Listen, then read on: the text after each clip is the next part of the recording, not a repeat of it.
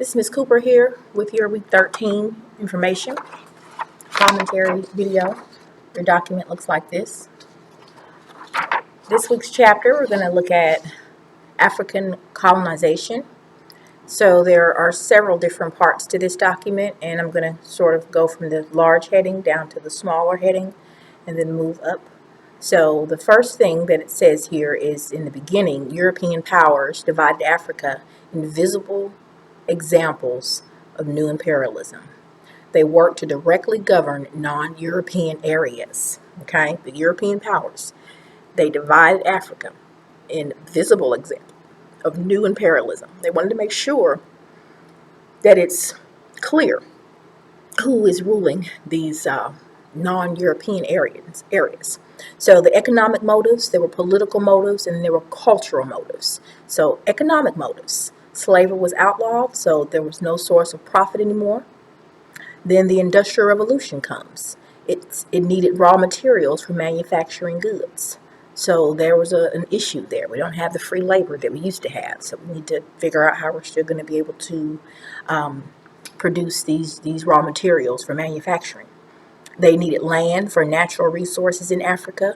They needed transportation to develop and move natural resources across new terrain. They needed new tech developments to adapt to new terrain. So these are all economic motives for colonizing in Africa.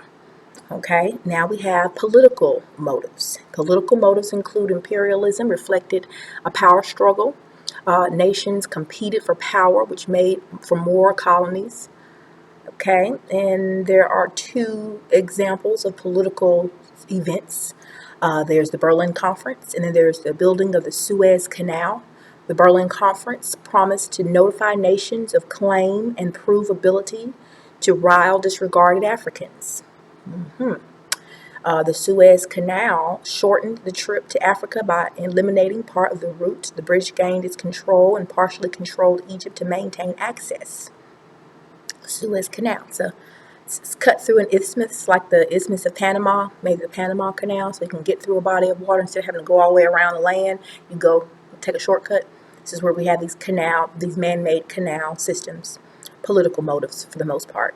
And then there are the cultural motives. So European superiority towards foreigners, their belief that different races differed biologically. So these were some of the motives behind colonization. They just felt that they were superior and should go and take over other people's stuff. Social Darwinism was another reason for this cultural motivation to colonize in Africa. They felt that there were certain nations or races that were fitter than others.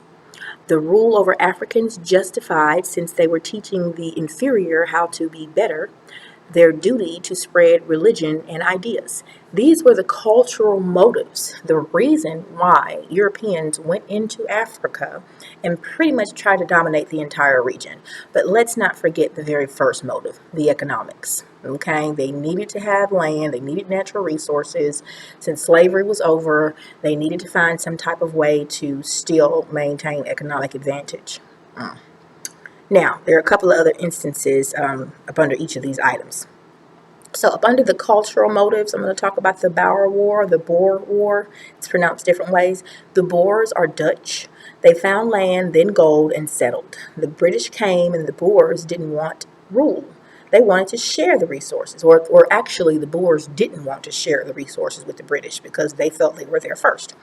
Even though the Africans, it's kind of their territory, but this is white man against white man, okay? British man against Dutch man. Tensions rose until the British tried to take land into empire. War starts. The British won control in 1902, the Union of South Africa. South Africa has a lot of things that need to be addressed, and there will be some videos connected so that you can get a better understanding of apartheid and the things that took place in South Africa. In Ethiopia, they had firepower from European modernization. They defended themselves and they stayed independent. Ethiopia. The Zulu, they resisted colonization for 50 years. They formed a kingdom. The British made war and became a colony. Yeah, so they were trying. They resisted for 50 years. The Belgian Congo, Leopold II claimed territory, got fortune, from natural resources. The demand for rubber in the West for automobiles increased. Congolese suffered bad work conditions. International outcry. Belgian government gets control. So, yeah, the Belgian Congo. This is Belgium, which is near Germany, okay? They call it the Belgian Congo because this is the influence that's in that area. So that's your 13 commentary video. Thank you for listening.